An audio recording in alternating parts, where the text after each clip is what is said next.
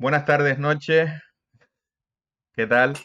Hoy estamos con una cara que es muy familiar en este mundo que tanto nos gusta a nosotros, que es la de Marco Torres, de Humidores Guacota. Darte la bienvenida y agradecerte que quieras compartir este ratito con los oyentes del canal. Buenas noches, ¿cómo estás? Muy bien, Jaime. Aquí con algún problema en los arranques, pero ya lanzados. Las Nada, bien. tecnologías es lo que tiene. Sí, nada, todo bien. Aquí en Madrid, ¿sabes?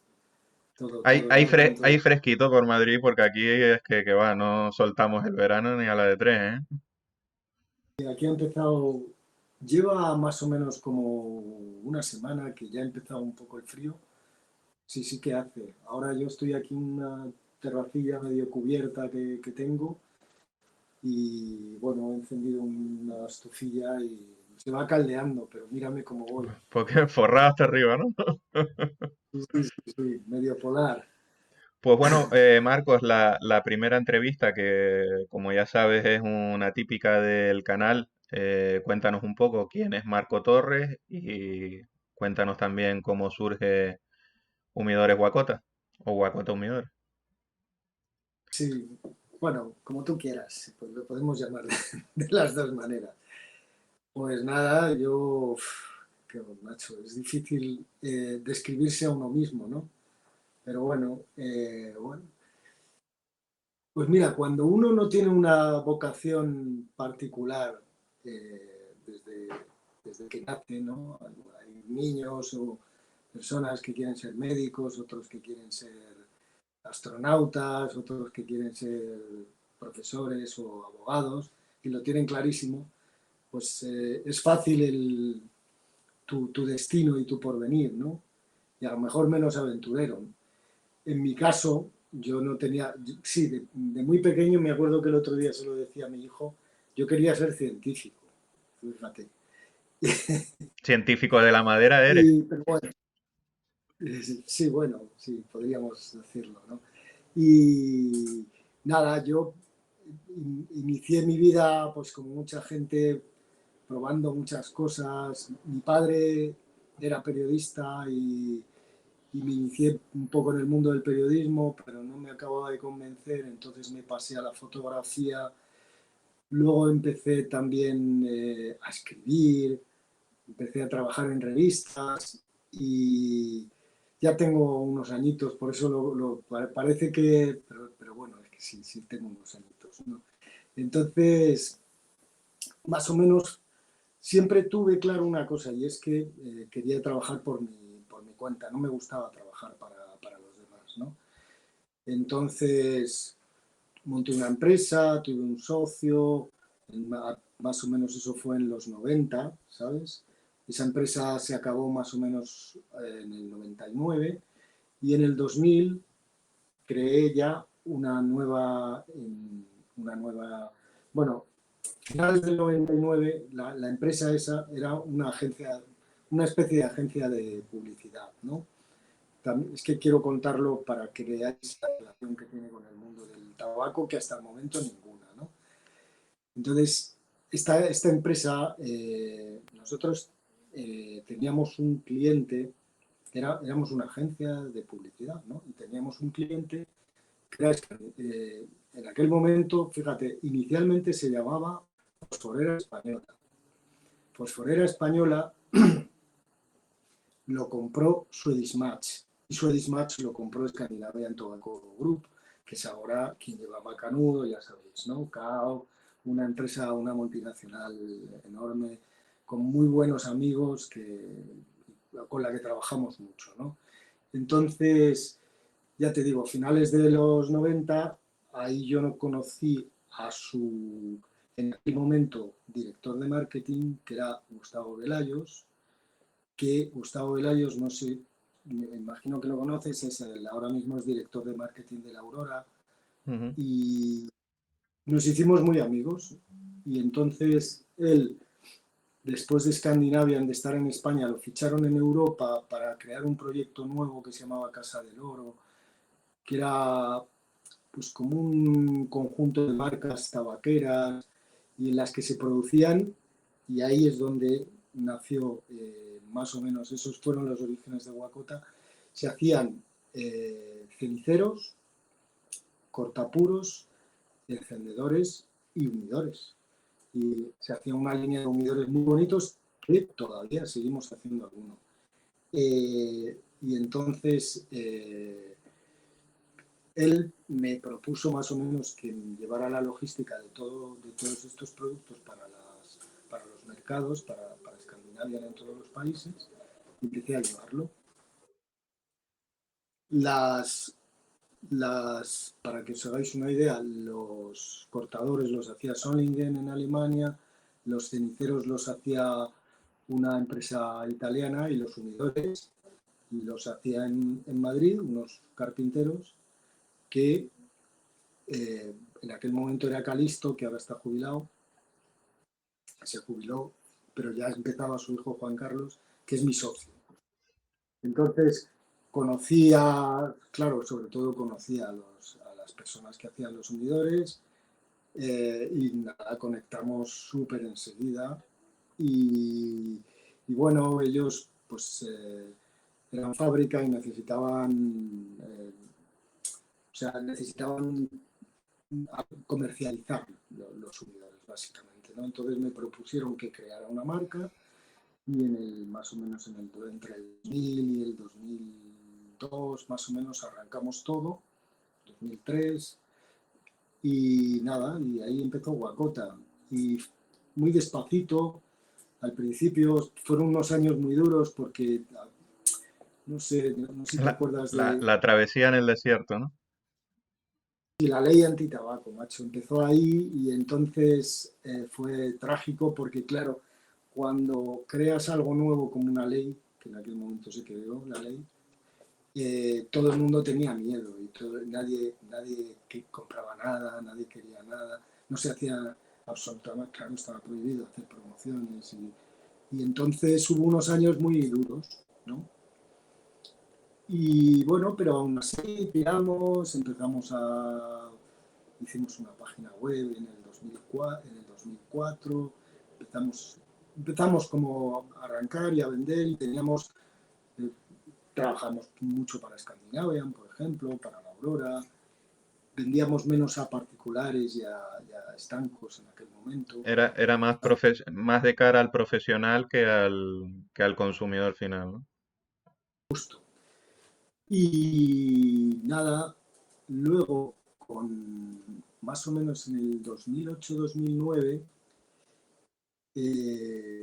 2010, empezaron también las redes sociales y eso hizo también que nos empezaran a conocer en otros países, ¿sabes?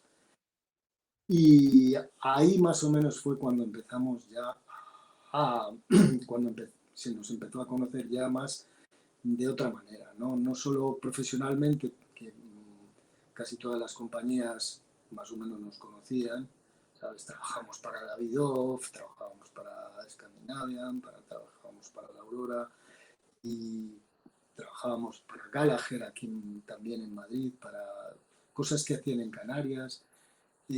Bueno, y ya te digo, empezamos mm, mm, nuestro, nuestro camino más hacia como el pequeño consumidor, ¿no? Hablando de estanquero o también particular, ¿no? Y bueno, y ahí fue con las redes, pues, y poco a poco fuimos para arriba, ¿no? Y bueno, y hasta ahora. Ya Hasta el día de la fecha, ¿no? sí, sí, sí. Marco, Y iba a preguntarte una cosa bueno, que nos llama la atención, que siempre lo oímos, pero que tiene una explicación que no es la que creemos. Cuando se habla de humidores, solemos hablar de cedro, pero es una expresión muy coloquial, el cedro español. ¿El cedro español como tal se usa para hacer los humidores o resulta que no es el tal cedro español? sí, hombre, a ver, eh, o sea, primero hay una confusión con con el nombre, que claro, tú te pones a pensar en cedro y piensas en un árbol que es como el pino, que es como una conífera, ¿no?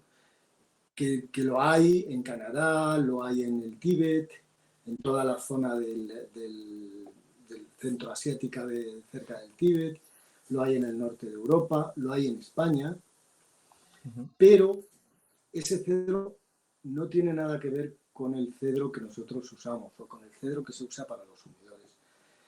El cedro, ya su nombre vulgar es entre comillas, no es que sea falso, pero es entre comillas falso, porque realmente el cedro es que su nombre en latino, su nombre científico es Cedrela odorata, significa que huele a cedro. ¿Y qué ocurre? Que es un árbol que ya sabes que todo tiene un origen en la historia, ¿no? Y pues nuestros antepasados, cuando descubrieron el cedro tropical, que es el del que estamos hablando, lo olieron y dijeron, coño, huele al cedro que conocemos de grandes pinos y tal. Y sí, realmente el cedro canadiense o el cedro europeo o del norte de Europa es un cedro que tiene olor, como el cedro, como la cedrela odorata, como el cedro que usamos para los humidores, ¿no? Y entonces, pero es lo único que tiene en común. El cedro que se utiliza para fabricar humidores es un arbusto, y es un arbusto que tropical, por eso, o sea, básicamente al final todo, al igual que las personas tendemos a tener sentido común, la naturaleza ya lo tiene de por sí. O sea, realmente un árbol que mantenga bien la humedad y que en un entorno húmedo funcione bien, tiene que estar acostumbrado a ello. Entonces, el cedro realmente es un árbol está todo en zonas tropicales, tanto el que viene de África como el que viene de América, ¿sabes? Y entonces, ¿qué ocurre? Que ¿por qué el cedro español, no? ¿Por qué no el nombre? Pues después de investigar mucho y hablar, y sobre todo, por ejemplo, Caristo, el padre de mi socio, él me contaba que cuando se hacían los primeros humidores, porque realmente en Cuba o en República Dominicana o en Nicaragua no hay humidores como tal, porque no es necesario. O sea, quiero decir, sí que puede haber engine room o tal, pero la gente como tal sí tiene humidores, porque de hecho tú vas a los restaurantes y tal, tienen humidores, pero no, realmente el humidor como nosotros lo entendemos, no, no se utiliza, porque allí las condiciones son perfectas para el tabaco, ¿sabes? Son ideales, que luego si quieres hablamos de ello. Y, y entonces, cuando se hacían los primeros humidores en España y se llevaban a Cuba, los cubanos, claro, aquí la tradición de carpintería ha sido siempre muy potente.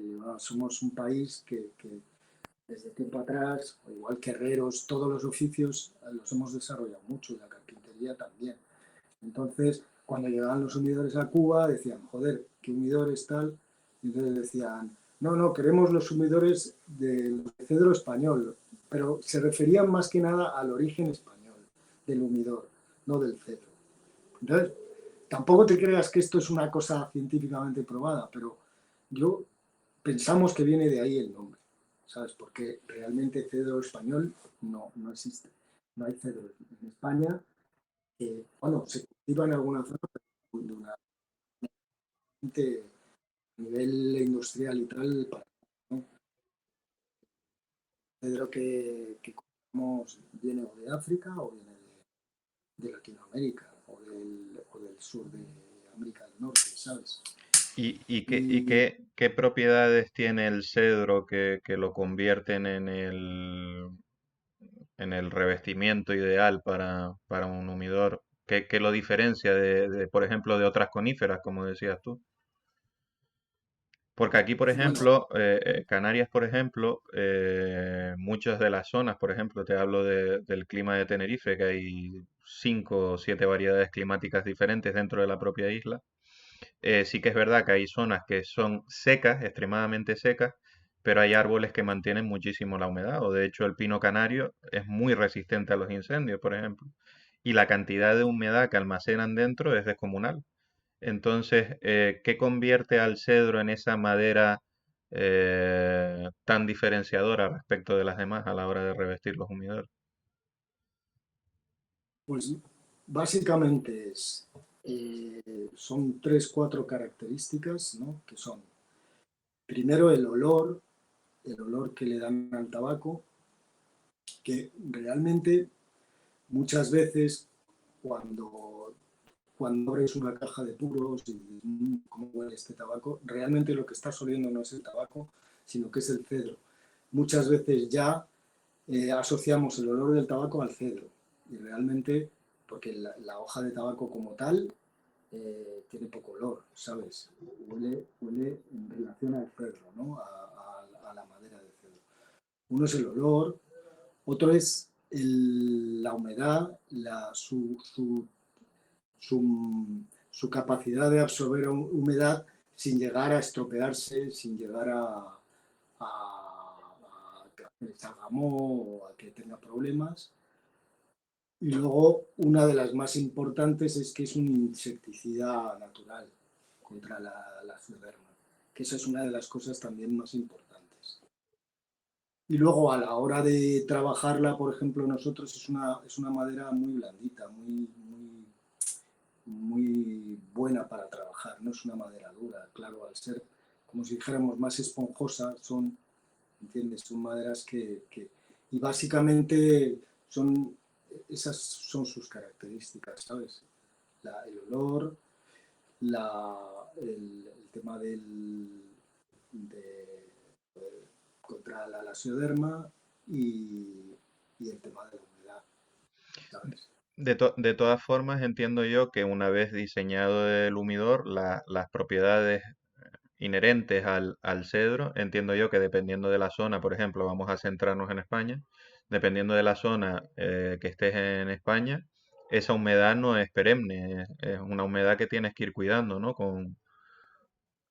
Puesto, ¿no? O sea, la humedad realmente le viene del ambiente, ¿no? Le viene del propio aire, ¿sabes?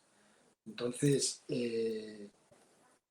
ella tiene una humedad de por sí, pero si tú la quitas de su entorno, pues si está imagínate que está plantada en Honduras o en el sur de América del Norte, pues tiene una humedad en el entorno de en torno al 60% o el 63%, que es más o menos en todas las zonas relacionadas o alrededor del trópico, más o menos, la humedad está en torno al 60-63% de media anual y la temperatura en torno al 25-26 grados, ¿no?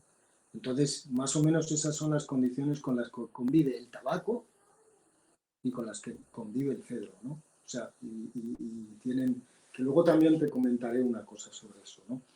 Entonces, claro, si tú la sacas de ese entorno y la traes a España, la traes a Madrid, pues aquí en Madrid es la mayoría de las veces, ahora pues porque hay algo de tiempo húmedo, pero aquí la mayoría de las veces estamos a 30%, 50% o menos incluso.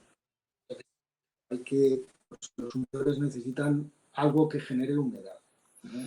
Algún producto, algún elemento, algo. Y corrígeme si me equivoco, normalmente una de las pautas que se siguen cuando te compras tu primer humidor es prepararlo. Antes de meter los puros hay que prepararlo o prepararlo en condiciones de humedad para que pueda ser la cama o la cuna de tu futuro cigarro.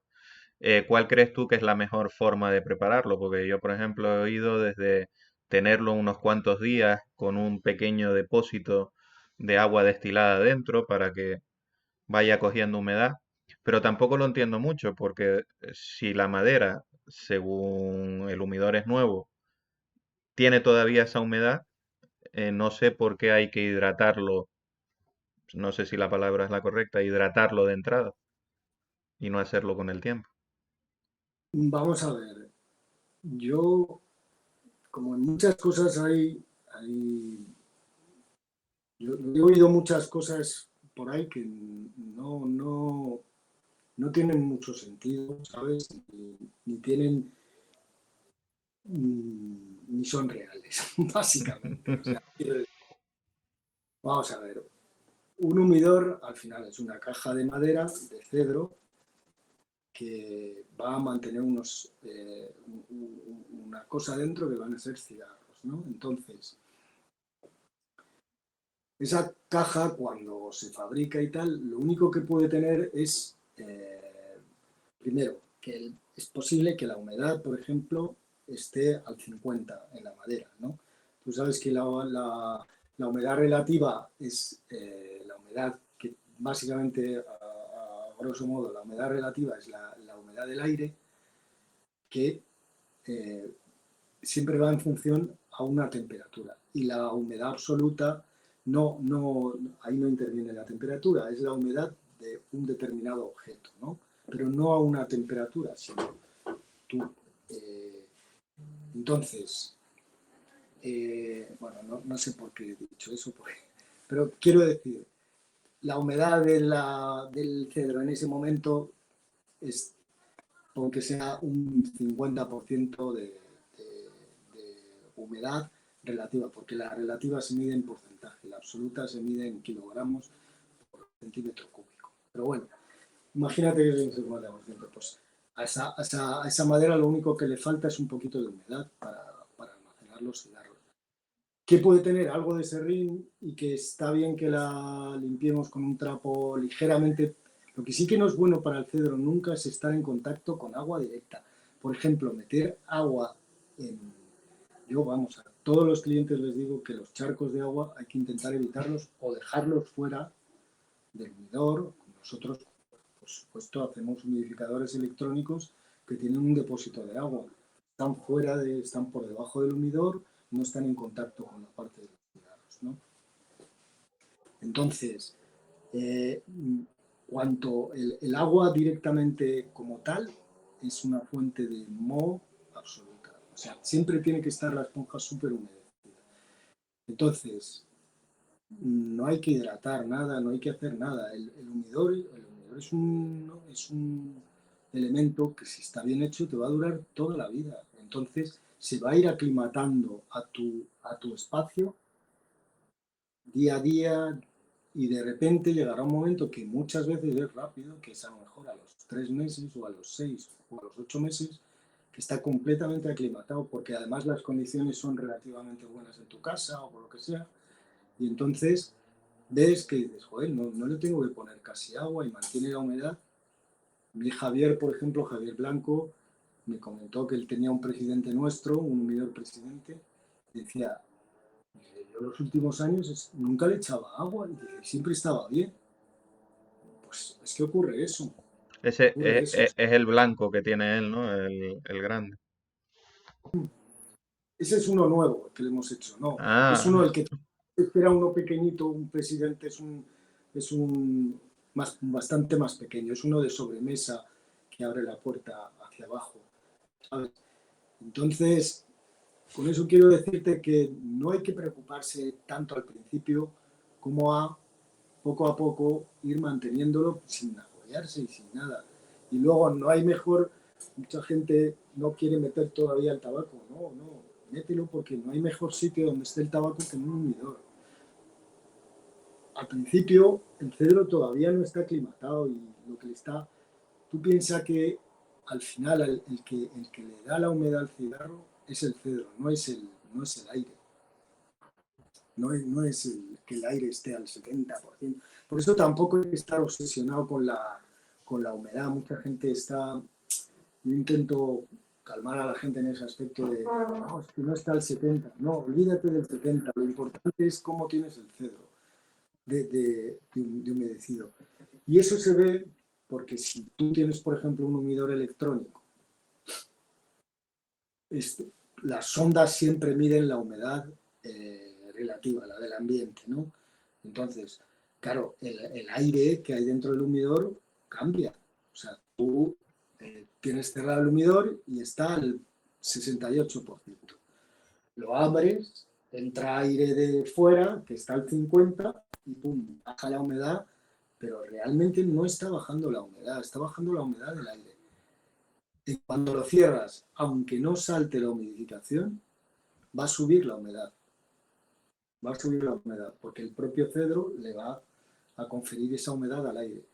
Entonces, por eso siempre digo que si tienes un generador de humedad en el humidor, puedes meter los cigarros enseguida, ¿sabes? Siempre va a ser mejor ahí que en un tupper o en una Sí, bolsa claro, claro.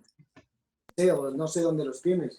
Entonces, si los tienes en otro humidor, pues bueno, puedes esperar un poco más y esperar un día, pero no es necesario, ¿sabes? En tu opinión, y no sé hasta qué grado puede influir en la construcción del humidor, el interior es cedro, pero los exteriores los podemos hacer de otros materiales. ¿Hay algún Claro. material que tú creas que le viene mejor para la conservación de la humedad o algún material que tú digas, este especialmente le viene de perla? No, no, lo único importante es el cedro en el interior y ya está, ¿sabes? El exterior es estético, básicamente. Y bueno, a mí eso ya es un poco en función de los gustos de cada uno, ¿no? A mí personalmente me gustan más las maderas porque al final lo asocias más a lo que es el humidor, aunque hay humidores lacaos en colores muy bonitos, muy bonitos. Todo también depende del tamaño del humidor, ¿sabes? A veces, después de hacer muchos, como hacemos y tal, sí que te das cuenta de que los colores, por ejemplo, el negro, el blanco, son colores que en humidores grandes van bien porque no cansan tanto como hemos hecho, fíjate, hemos hecho humidores rojos y todos los colores, pero claro, al final hay que tener cuidado un poco con el tamaño, pero es todo estético, ¿sabes? Todo estético. Eh, a la hora, por ejemplo, de un novato, alguien que no tiene sumidor y que se va a comprar el primero, ¿qué consejo le darías tú a nivel de consumidor, orientado de cara al consumidor? ¿Qué viene mejor? ¿Empezar con uno pequeñito, ir ampliando o directamente irse ya a uno? Me imagino que también dependerá un poco de la cantidad de cigarros que fume, pero ¿cuál sería tu consejo en ese caso? No sé, va un poco en función de cada uno. Yo intento ahí, a mí me gusta mucho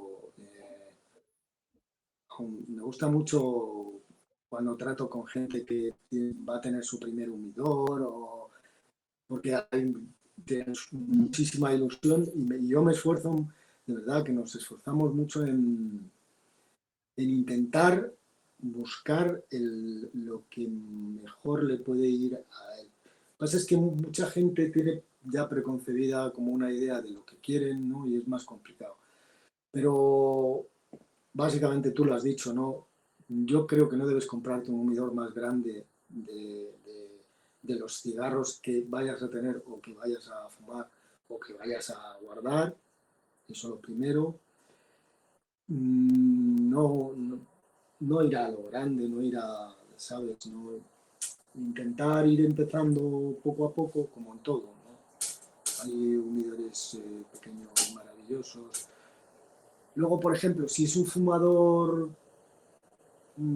pues bueno, que fuma y tal, hay modelos intermedios que están muy bien porque, como el presidente este que te hablaba, que a lo mejor estéticamente no son tan bonitos, pero tienen más capacidad y tienen precios bastante ajustados en relación a los personales, ¿no? A los pequeñitos, porque también hay, nosotros es que piensa una cosa, nosotros al fabricar aquí en España, aquí en Madrid, nuestros costes de producción no son comparables a otros mercados, ¿no? Entonces, nosotros en humidores pequeños no somos muy competitivos en lo que es la gama de humidor pequeño, ¿no? Y relativa y económico, entre comillas, ¿no? O sea, quiero decir, tú te metes en Amazon y mira los millones de humidores que hay pequeños a precios imposibles. O sea, es que son para nosotros inviables, ¿no? Entonces, claro, que no está mal para arrancar también. O sea, cuando alguien es muy poco experimentado y a lo mejor fuma muy poco y, y tal, pues es mejor gastar poco dinero, ¿no? O sea, yo lo entiendo perfectamente, ¿no? Nosotros, nuestros vendedores pequeños, por menos de 200 y pico euros o 300 no tenemos nada, ¿sabes? Entonces, claro, es una inversión distinta, ¿no? Entonces, por eso también en humidores, ya te digo, pequeños, personales, no somos, Pero, no es, pero, no es pero que los también, hacemos. también es verdad que vosotros ofrecéis un plus que no ofrece Amazon, que es el asesoramiento, son los años de experiencia y que tienes al comprador allí mismo, que te puede contar pues las condiciones de su casa o dónde vive y tú más o menos puedes orientarlo en Sí. ese sentido. Amazon ahí sí que no puede competir para nada. No, claro, no. Y la durabilidad, ¿sabes? O sea, yo no sé lo que durarán otros humidores, ¿no? Los nuestros, hay, yo voy a estancos y veo humidores que tienen 20 y 25 años y me da un gusto, ¿sabes? Y los presidentes duran toda la vida, ¿sabes? Si más o menos lo cuidas un poquito y le haces un mantenimiento ahí mínimo, te puede durar toda la vida, ¿no? O sea, sí, en ese sentido sí, pero te hablo más de gente que está iniciándose y que no se sabe si va a seguir o no va a seguir, o, ¿sabes?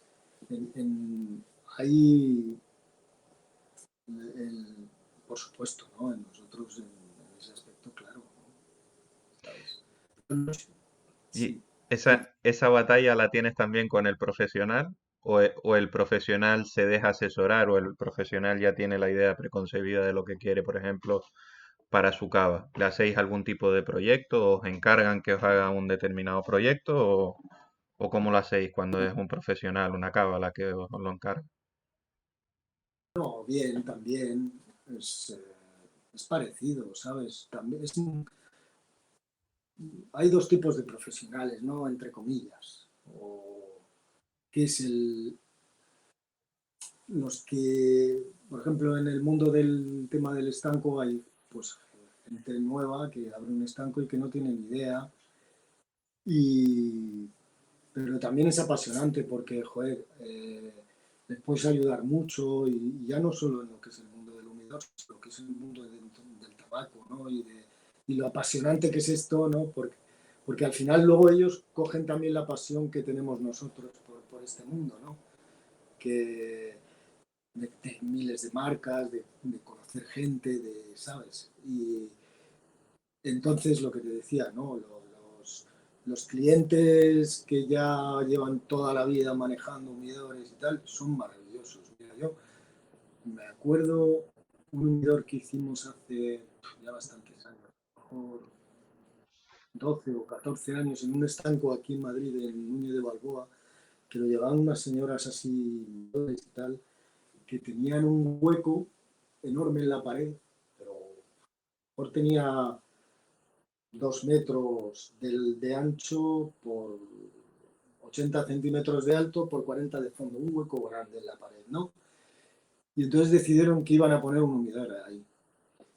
Y nada, estuve allí con ellas y hablando y viendo y tal. Y entonces yo pues pensaba, les decía, bueno, pues a lo mejor tenemos que poner dos humidificadores electrónicos por, por- porque es un poco grande de ancho, ponemos uno para una parte y otro para la otra, o ponemos uno solo y ponemos un ventilador en medio, tal. Y dice, no, no, no. Dice, nosotros queremos bandejas. Dice, llevaban, toda la vida llevaban un humidor no muy grande, mediano, de 80 centímetros de altura de suelo, y lo habían llevado toda la vida con bandeja. y les pusimos bandejas, bastantes bandejas con esponja, con cajones, que es como las ponemos, ¿sabes? Cada entrepaño, básicamente, este tenía 4 puertas, pues tenía 8 bandejas con esponja. El macho lo llevaron y tienen el humidor y va perfecto. ¿Por qué? Porque ellas tenían clarísimo que lo iban a llevar ellas y además que les gustaba. Ahora, por ejemplo, eso se ve poco. La gente le gusta el electrónico, que es sencillo, ¿no? Que le pones agua y es como la calefacción. Pones a 70 y él mantiene la humedad a 70 y ya está. Entonces, bueno, pues lo que te digo, el profesional que sabe también lo tiene muy claro, ¿no? Tiene muy claro, hombre, por supuesto se deja asesorar en determinadas cosas, ¿no? A veces en tamaños, hay mucha gente que quiere disparar de altura de 3 metros y tal, pero claro, les dices, pero ponte a pensar que luego tienes que subir a coger un cigarro a 3 metros de altura, ¿sabes? O sea, no, yo te lo hago, ¿eh? Pero piensa que necesitas una escalera para Sí, eso, ¿no? O sea, como esos que se ven en alguna casa de La Habana o de Indonesia y demás que tienen que coger como si fuese una biblioteca. claro, yo a partir de 2 metros, 2 metros 20, empieza a ser, y hacemos muchos, mucho tamaño, ¿sabes? En el caso vuestro, cuando instaláis los humidores o os encargan los humidores, también os encargáis de todo el sistema de humidificación de la cava o solo os centráis exclusivamente en los humidores. Depende de lo que, o sea, si estamos hablando de humidores, o sea, un humidor como tal es mueble cerrado con puerta, ¿no? Ujú. Si es humidor, sí, el humidor, nosotros tenemos nuestro sistema de humidificación, que es un aparato, el HR, ahora mismo estamos en el HR6, que es un generador que nosotros hacemos, ¿no? Que fabricamos nosotros. Y ahí sí, nosotros llevamos la humidificación. Cuando son cavas grandes, o sea, cuando es pues, como la cava de Magallanes o una cava que es ya una habitación, que el humidor es la propia habitación, los walking humidor, ¿no? Los humidores andantes que llaman los americanos o los ingleses. Sí. O sea, tú andas por el humidor, ¿no? Lo que es la cava, lo que nosotros llamamos cava. Ahí no, ahí nosotros no hacemos la humedad. Hay empresas muy buenas y además aquí en España tenemos una de las mejores, ¿sabes? Que lo hacen y que lo hacen muy bien, ¿sabes?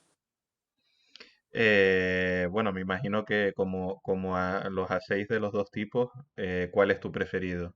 ¿Consideras que el electrónico ahora mismo es el más fiable o eres un romántico y eres un defensor acérrimo del humidor clásico? Yo creo que cada uno tiene su público, su cliente, su persona, ¿sabes? No, a mí me gustan los dos. Es muy distinto, ¿sabes? El concepto de humidor es muy distinto, porque, por ejemplo, el electrónico, cuando hacemos humidores electrónicos, la mayoría de las veces los hacemos con luz en LED, ¿no? Con iluminación en el interior. Y cuando hacemos humidores naturales no suelen ir iluminados los humidores. A veces nos los piden, pero es raro porque por cuestión de coste, porque meter a un humidor natural luz es muy caro porque hay que electrificarlo y casi merece la pena hacerlo electrónico y viceversa, ¿no? Es decir, que lo electrónico y LED va junto y lo natural sin luz va por otro lado, ¿no? Entonces son dos conceptos de humidor completamente distintos, ¿no? Porque cada uno tiene sus ventajas y sus inconvenientes. Por ejemplo, el humidor electrónico tiene la ventaja que te puedes despreocupar un poco más del tema del agua, ¿no? Pero esa despreocupación puede llevar a que los electrónicos, por ejemplo, si sufren de algo muchas veces es de un exceso de humedad. ¿vale? En cambio, los humidores naturales, los de bandeja, pueden llegar el problema es que se te olvide, no le pones agua, lo que sea, no sé qué, y entonces, al revés, un defecto de humedad. Es más difícil que un humidor natural tenga un exceso de humedad que un electrónico. Los electrónicos normalmente suele ser un exceso de humedad, ¿no? Entonces, pues ahí hay una variable importante, ¿no? Entonces, eso va un poco a la zona, yo eso lo enfoco mucho a pensar dónde uno vive para ver qué tipo de humidor pone, ¿no? Y qué uso va a hacer de él, ¿sabes? Si vives cerca de la costa y vas a hacer un uso personal, un humidor natural te va a ir perfecto.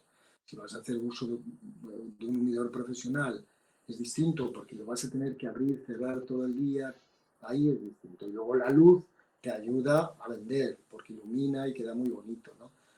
Pero también hay que tener cuidado con la luz porque no la luz en sí, porque la luz LED es fría en teoría, ¿no?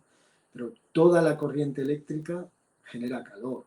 Y al final, si tú tienes la luz encendida durante horas y horas, el humidor sube de temperatura un poquito. Sube 2 grados, 3 grados con respecto a lo mejor al exterior, pero claro, ha subido, ¿sabes? Ujú. Entonces, en ese aspecto hay que tener cuidado, ¿no? También. Entonces hay que, sobre todo, pensar, ¿no? Y de qué uso vas a hacer de él, de qué manera lo vas a cuidar y con eso es más sencillo, ¿no? Yo ahí es donde intentamos como asesorar y ayudar al cliente a decidir, a elegir, ¿no? Un No, poco es no, ese. no vivir preocupado, pero sí vivir ocupado. Sí, sí, sí. No, pues al final es la casa de tus tesoros. O sea, que quiero decir que lo importante no es en sí el humidor, ¿no? Es lo que hay dentro. Entonces, muchas veces la gente yo creo que pierde El un enfoque. poco el enfoque, ¿no? Lo importante no es en sí. Aunque ha llegado a ser un objeto también querido como tal, que a mí también me parece, ¿no? Porque es un objeto bonito y atractivo y sobre todo por lo que tiene dentro, pero no hay que perder que al final su objetivo es que los cigarros que estén dentro estén bien, ¿sabes? Una pregunta, de todo el abanico que aparece en vuestro catálogo de vuestra página web, ¿cuáles son los humidores que más se venden de cara al consumidor y cuál es el que más se vende en profesionales?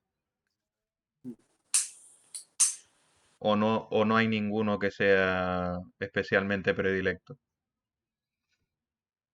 Sí, hay modelos, va también por rachas muchas veces. Hay un modelo que es el Imperial, que es un modelo bastante estándar o clásico en su forma, que se vende bastante por su formato y que mide unos 50, solo tiene una puerta, tiene un precio bastante en natural, bastante asequible. Entonces, para un paso ya algo más serio, es un humidor que se vende bastante, como humidor natural, también como electrónico. ¿Sabes? Es un unidor para para el amateur avanzado, como si dijéramos, o el profesional, el pequeño profesional, es un humidor que vendemos mucho, ¿no? Luego el aficionado es un modelo, es una vitrina grande que para estancos es el que más vendemos, sobre todo en Francia, por ejemplo, que además nació allí en aquel modelo, ¿sabes? Le puse un nombre en un comercial de Scandinavian, que, ¿sabes? Y luego, pues, por ejemplo, el presidente en modelos pequeños. Más o menos para mí esos serían los tres modelos en las tres gamas. Los más vendidos. Los más vendidos, sí, los más. ¿Y de qué abanico de precios estamos hablando dentro de vuestro catálogo? Pues mira, el presidente yo creo que está en torno a desde 300 y pico, 400, algo así. Bueno, realmente el presidente solo hay dos precios, uno en caoba y otro en lacado, en madera o en cedro, o sea, cerezo, nogal. Y está en torno, creo que a eso, 400 y algo, 420 y 480 o 500, más o menos, es el presidente. El imperial me parece que parte de 200 y pico, 200 el natural, a 2300 o algo así el electrónico con LED. Y luego el aficionado ya solo lo hacemos electrónico. Entonces el aficionado yo creo que está entre 3000 y pico, más o menos, y 4000 y algo, más o menos. Por ahí están los precios. Bueno, de todas formas, todos los que nos están oyendo, esta información la tienen ahora la La web. estamos detallando, pero es una información que viene completamente explicadita, muy bien explicadita además, en la página web de Humidores Guacota y sobre todo de lo que empezamos a hablar inicialmente. Ellos tienen un artículo que se publicó en enero de este año hablando de los cedros, de los dos tipos de cedros, del cedro que usa Humidores Guacota, o sea que es una página web bastante completita, muy predictiva y muy fácil de navegar para cualquiera que tenga, pues eso, una duda, aparte de que cualquier cosa, pues siempre pueden contactar con ellos. Una pregunta que quería hacerte, Marco. Actualmente, ¿a cuántos países llegáis? ¿O en cuántos países estáis vendiendo? Pues, o sea, vendemos mucho en España, por supuesto, en Francia, en Alemania. O sea, en Europa es como si dijéramos donde más vendemos. Y luego vendemos también a toda la zona de Arabia, de Qatar, de Dubái también, ¿sabes? Todo el Golfo, y toda la zona de Oriente, del Golfo Pérsico, ¿no? De por allí. Eh, y luego puntualmente hacemos ventas prácticamente en todo el mundo, ¿sabes? En Australia, en Nueva Zelanda, en Estados Unidos, en México, acabamos de enviar. Pero es muy, o sea, hay muchos países de una manera esporádica, como si dijéramos, ¿no? Estados Unidos, pues este año habremos vendido, no sé, a lo mejor 5 o 6 humidores. En México otros 3 o 4. En Colombia también, en Argentina este año también hemos vendido un par de humidores además uno grande. Nosotros tenemos un problema, entre comillas, con las largas distancias que son la del transporte, ¿sabes? Al nosotros habernos especializado más en los grandes humidores, ¿no? Pues claro, enviar un palé que mide 2,20 m por 1,80 por 1,60, imagínate, a Estados Unidos, cuesta casi más el porte que el humidor. No, Que- no es así, pero son carísimos los envíos, ¿no? Y ahí es donde sufrimos, ¿no? Entre comillas. Claro, Europa es todo por camión y es bastante, mucho más sencillo. Y luego, por ejemplo, pues, a Qatar y Arabia y Kuwait y esas zonas es un poco más, es bastante más económico. Hay una línea comercial bastante, nos, ¿sabes? Sobre todo humidores medios, incluso en avión de carga y tal, van muy bien. En barco también tampoco se tarda tantísimo como en otros sitios, ¿no? Pero ya te digo, el problema de los grandes es, sobre todo, fíjate, América, porque yo no sé por qué cuesta menos enviar un humidor a Australia, que está en las antípodas, que a Chicago. bueno, me Ese- me imagino que ahí siempre está la mano negra de los políticos de por medio. uno es eso, la política americana de, pues eso, que no potencia mucho la importación, ¿no? Pero luego también porque los costes de flete, es decir, de barco, imagínate desembarcar en Miami o en la costa de Nueva York o tal, no es caro. Luego son los portes en tierra son los que son disparatados, ¿no? Llevarlo desde el puerto a cualquier ciudad, ¿no? Ahí es donde se van los precios, ¿no? Quería hacerte dos preguntas. Una sería a colación de estas exportaciones, pero son dos preguntas. La primera, ¿cómo ves al mercado chino? Es decir, el mercado chino ha entrado aquí, no, no el mercado chino, China ha entrado a monopolizar también, como ha hecho con, o como hace con muchos productos. ¿Hay gran demanda de China o los chinos eso lo hacen ellos por su cuenta? Y O la sea, otra, no te entiendo. sí, Bueno, como sabemos cómo funciona el mercado chino, que es acaparar, acaparar, acaparar, acaparar, para tener esa falsa exclusividad que ellos creen tener. Si lo notas también en el mercado de los humidores, eso sería por un lado.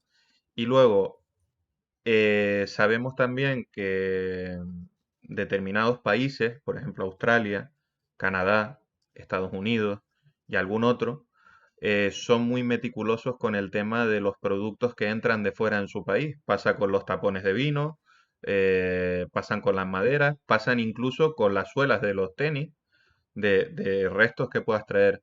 ¿Tenéis algún tipo de problema a la hora de exportar a algún tipo de país por esas restricciones para evitar pues la entrada de especies invasoras o algo por el estilo? no, no, normalmente siempre suelen pedir fumigaciones y certificados y tal, pero bueno, como todo está certificado y todo está perfecto, en ese aspecto no hay problema. No, es más un problema económico de aranceles y sobre todo internos de los transportes internos en los países que propiamente de las aduanas, ¿no? Eh, y con respecto a los chinos, no sé qué decirte, ¿sabes? Bueno, al final están ahí y hay que convivir con ellos en todos los aspectos, ¿sabes? Quiero decir, ellos tienen, yo creo, otra filosofía y otra mentalidad, son distintos. No son, tampoco son unos competidores tan, tan agresivos, ¿no? O sea, no. Ellos son, joder, son muy trabajadores y hacen las cosas, ¿sabes? Lo que pasa es que ellos tienen una capacidad de hacer producciones enormes muy, muy grandes. Entonces, yo realmente no pienso mucho en el mercado chino, ¿sabes? O sea, quiero decir, yo lo que te contaba de los humidores pequeños, pues si ellos hacen 2.000 humidores de golpe, pues es imposible que yo, haciendo solo uno, pueda competir en precio con ellos, es que es inviable. Y yo, aunque haga 2.000 humidores, que mi empresa no es viable, no tiene capacidad de hacer una producción de 2.000 humidores de golpe, ¿sabes? No llegaría tampoco a competir en precio. O sea, quiero decir, entonces yo creo que cada uno se puede especializar un poco en lo que él hace. Nosotros tenemos una serie de modelos y luego hacemos muchos unidores a medida, ¿sabes? Que es una de las cosas que más estamos haciendo ahora, ¿no? Unidores a medida, pues para el cliente que quiere un unidor de una determinada manera o quiere, no tiene un hueco en la pared y quiere ponerlo ahí, o directamente tiene una idea y le apetece hacerla, o quiere un acabado especial, o quiere... Entonces, eso los chinos no lo pueden hacer, ¿sabes? Entonces, bueno, ellos tienen su mercado, ellos tienen sus productos, pues yo, se puede convivir, ¿eh? No, no tiene por qué no poderse, ¿sabes? Son otras maneras completamente distintas, otras calidades. Últimamente hacen muy bien las cosas, pero claro, luego también la tradición, pero ya no solo la tradición de la fabricación, sino la tradición en el conocimiento del producto o en el, ¿sabes? O sea, vamos a ver, te pongo un ejemplo. Nosotros mañana podemos ponernos a hacer palillos chinos para comer, pero claro, los palillos que ellos hacen, joder, llevan haciéndolos ¿cuántos años? Pues muchísimos, y no es que lleven haciéndolo muchos años, sino que además los llevan utilizando muchísimos años, ¿no? Entonces, pues un poco pasa lo mismo, ¿no? Los sumidores prácticamente nacieron aquí en Europa, ¿sabes?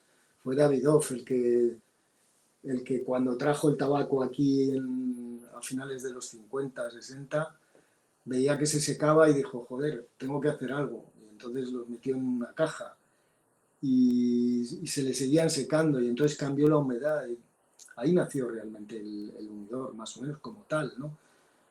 Antes se guardaban en tarros, en pues, los típicos frascos estos de Sí, las jarras de cerámica.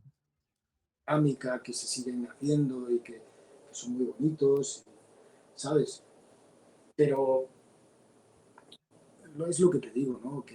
Bueno, pues al final nuestra tradición en el mundo del tabaco, además es que, joder, nosotros los españoles y vosotros en Canarias, ya no te digo nada, pero cuando prácticamente todas las marcas de tabaco, todas las crearon españoles, desde Partagás a todos, todos. Mm. Lo que pasa es que luego con la revolución pasó lo que pasó, ¿no? Pero y en República Dominicana lo mismo. Guillermo León, pues viene de Asturias, su familia, o sea, toda la industria tabaquera, los precursores fuimos nosotros cuando llegamos, sobre todo en el siglo, ¿no? Sí, XVIII. Entonces, Marco, antes lo estabas comentando tú en cuanto al nivel de producción. eh, ¿Cuántos humidores fabricáis al año y cuál es el año que dijiste tú, no podemos más, no podemos hacer más? eso todos los años nos pasa. Desgraciadamente, eso es un problema en todas las industrias, ¿no? Creo en todos los trabajos, ¿no? En general. Nosotros normalmente siempre estamos a máxima capacidad de producción. Nosotros hay 10 personas trabajando en la fábrica, ¿sabes? Y hay una capacidad. Hemos ido creciendo poco a poco, ¿sabes? Pero tampoco somos de decir, venga, vamos a crecer algo loco. No, vamos creciendo poco a poco, ¿sabes? Entonces, pues ahora mismo con 10 personas, pues más o menos tenemos unos plazos de entre 35 y 45 días, unos meses del año y otros meses del año más complejos. Estamos casi en 2 meses o en 2 meses y medio, ¿sabes? Quiero decir, por eso tampoco somos, estamos ganando dinero a las puertas. No, es que producimos lo que podemos. Entonces, no es una empresa. Es decir, pues, no, podemos hacer, el año pasado hicimos 1000, este año vamos a hacer 2000, no. El año pasado hicimos 1000, este año haremos 1050, ¿sabes? O, no, no, te he dicho una cifra por decir, porque Ah, no, sí. no los tengo contados, pero Bueno, lo que sí es bueno es seguir tocando madera para seguir teniendo suerte, eso sí, sí, sí. nunca No, mejor al dicho. final, al final es trabajo, ¿sabes? Y afán de superación y en nuestra pequeña medida un poquito de I+D y de ir creando cosas y de. Nosotros nos gusta mucho evolucionar, ya no solo, o sea, los sumidores más o menos son iguales que hace 20, 30 años, pero en lo que podemos avanzar y crear cosas nuevas, desde, por ejemplo, cuando empezó la luz en los sumidores, los entrepaños llevaban un cablecito debajo que era el que llevaba la electricidad a los LED, ¿no? Ujú. Pues no nos gustaba el cable y entonces buscamos una manera de ocultarlo detrás de la madera de los laterales para que fuera una rejilla y que por el contacto de los portaestantes con el ojal, eso le diera la luz a los entrepaños. Entonces tú ahora coges un entrepaño nuestro y dices, ¿cómo llega aquí la luz? No se ve porque no hay ningún cable. Eso ha hecho que los unidores con luz eh, sean muy sencillos, pero a la vez muy complejos. No lo ves, ¿no? El contacto viene por el portaestante y viene por detrás, ¿no? ¿Eso trae otros problemas? Pues ahora lo hemos solucionado buscando otro tipo de conexión. Daba problemas pues porque, claro, con el contacto hay veces que no hace un buen contacto, entonces hay algún entrepaño que no tiene que no ilumina si no tiene peso. Pues hemos cambiado eso y ahora eso lo hemos solucionado. Muy pocos productos tiene el humidor que no sean nuestros, ¿no? Hombre, las bisagras no son nuestras, las cerraduras no son nuestras, las compramos, ¿no? A una ferretería, a un ferretero. El higrostato no es nuestro.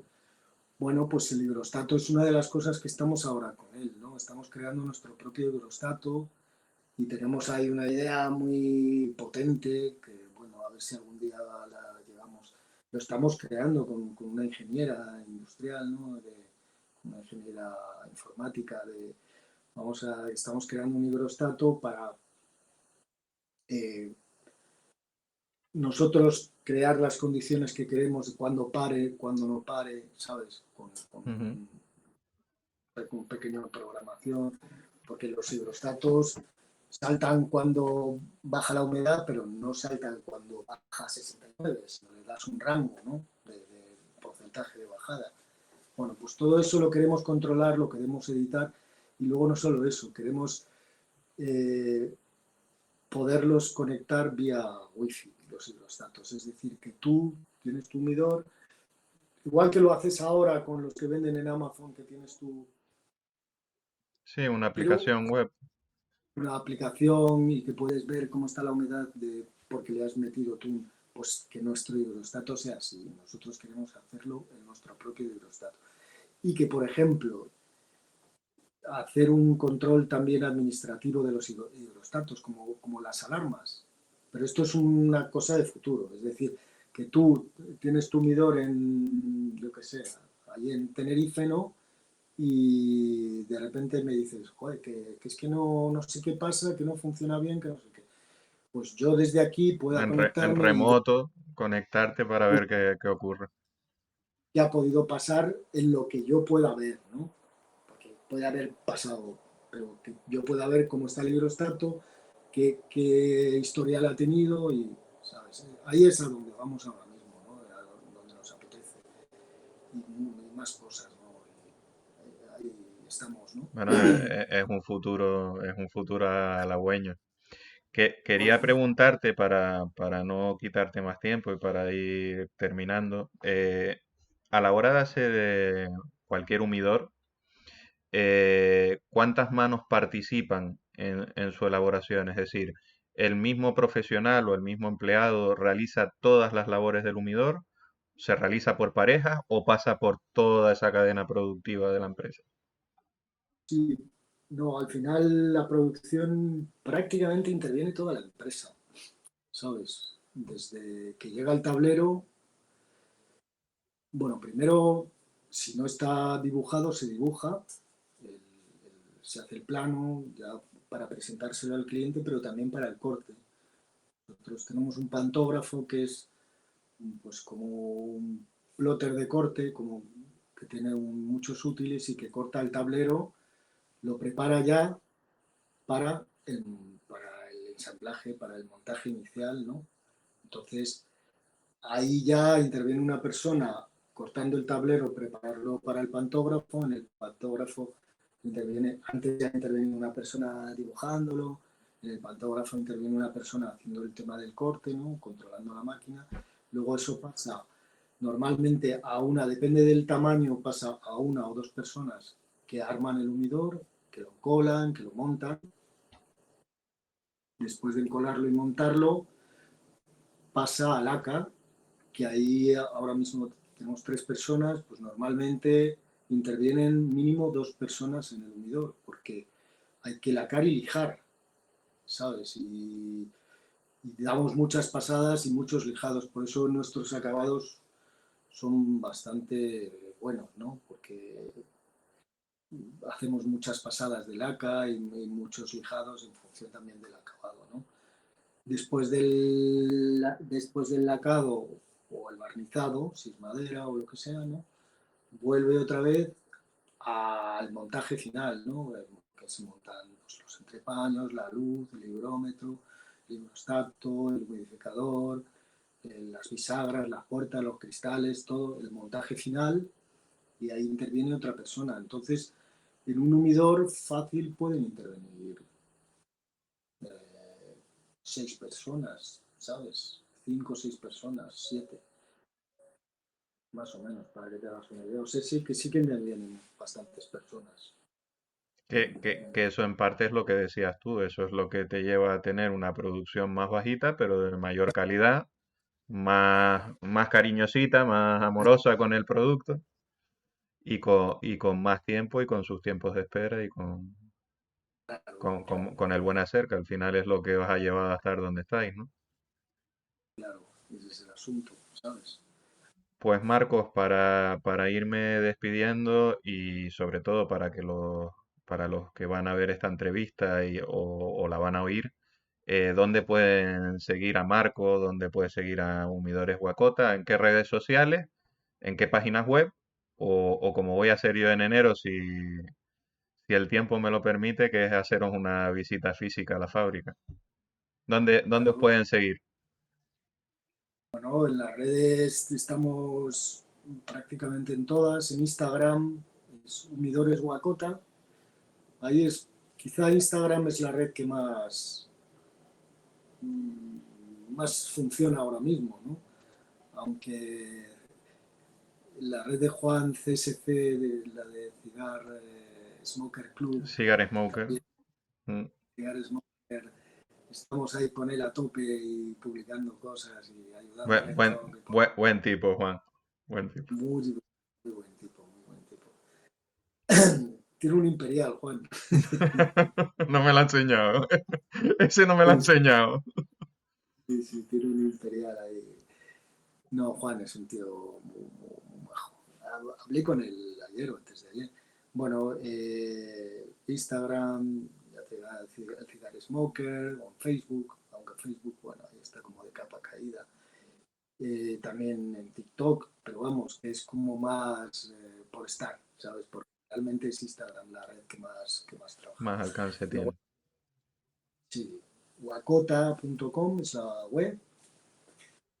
Y luego, pues en Madrid, nosotros tenemos un showroom, oficina en la zona de Fuencarral, que incluso si ponen humidores Guacota en Google aparecemos, ¿sabes? Que quiero decir que si, no es una tienda como tal, o sea, no está abierto al público, solemos, o sea, quiero decir, si alguien quiere venir a vernos, maravilloso, pero lo único, pues avisándonos. Es como un expositor de proyectos piloto, Tenemos, vamos.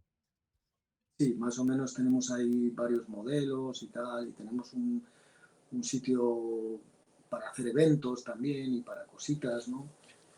Y la fábrica la tenemos en Arganda, y ¿qué más? Bueno, por WhatsApp estamos, ¿sabes? Nos pueden enviar WhatsApp si quieren también. Por Javier Blanco Urgoiti, que siempre habla maravillas de Guacota. Es que es muy amigo, al final, sí, sí, Javier es que es un tío grande, es muy, muy, muy amigo. Y bueno, ya sabes, Info- como info- queráis. información mucha y sobre todo en la web. Ya invitaba yo a la gente antes a que biche esa web porque es muy completita, es muy intuitiva y además se ve en un voleo y te digo, es muy intuitiva y no divaga demasiado, va directamente a- Al kit. al kit de la cuestión. Pues Marco, muchísimas gracias por el tiempo que has compartido conmigo, agradecerte tu disposición y emplazarnos, pues bueno, me gustaría hacer esa visita, poder visitar la fábrica, hacer por supuesto. bueno, hacer la entrevista, pero de otra forma, que ya sería pues hacer una especie de camino virtual por dentro de la fábrica de Huacota, que eso también le gusta a la gente. Por Marco, supuesto. muchísimas gracias. Gracias a ti. Estamos en contacto y buenos humos. Venga, muchas gracias. Un abrazo muy fuerte. Un Hasta luego. abrazo. Chao.